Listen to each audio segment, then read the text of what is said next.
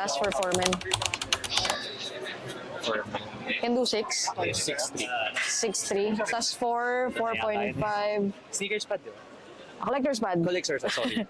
I saw your video, sorry. Thank you. 30. Kulang 500. 30 lang talaga nakuha, bro.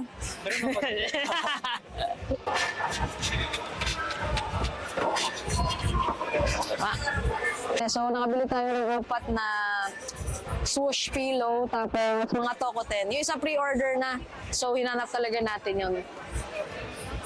Boss, how much po? Rank bag? 2.5. Boss, ano, ikot lang ako. I-check din ako ng mga Travis. Pero, ang fluctuating ng Travis no, boss? Oh, boss, thank you, thank you. Nice seeing you, boss.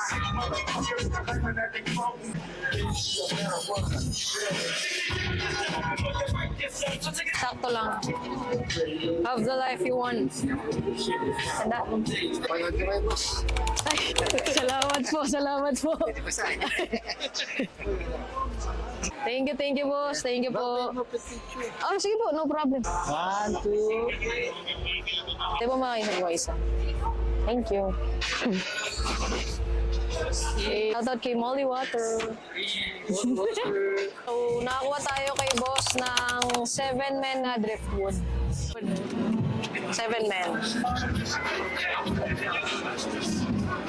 8. Boss, dito lang kami. Thank you. Puro golden goose, oh. Oh, 5.5 na lang. Mga less cost. So what's up, collectors? Nandito tayo ngayon sa SMX. Meron tayong Manila Sneaker Expo 14. So nasa booth E9 tayo. So papakita ko lang sa inyo real quick ang itsura ng ating booth. So dito yung mga merch natin. So meron na pala tayong merch collectors. Yan. So collecting feels good. Tapos sa likod, yan, syempre, ating What's Up collectors. Available siya in hoodie and shirts. Meron din tayong custard color ng shirts. Tapos meron din black, etong suot ko. Tapos syempre, hindi mawawala yung collector's tees natin. Meron tayong mga iba-ibang colors na nandito for only $295. Pagdating naman sa mga shoes, yung mga old releases na nandito at saka yung mga steal prices. So for example, ito, isa to sa pinaka-hinahanap na pair sa atin, yung 327 Driftwood. So ayan, meron tayo ngayon. Yan, may Kill Bill tayo, tapos mga Jordan 1s. Meron din tayo, mga highs, yan, mga CDG. 550s, naka-sale dito, 5.5 na lang to.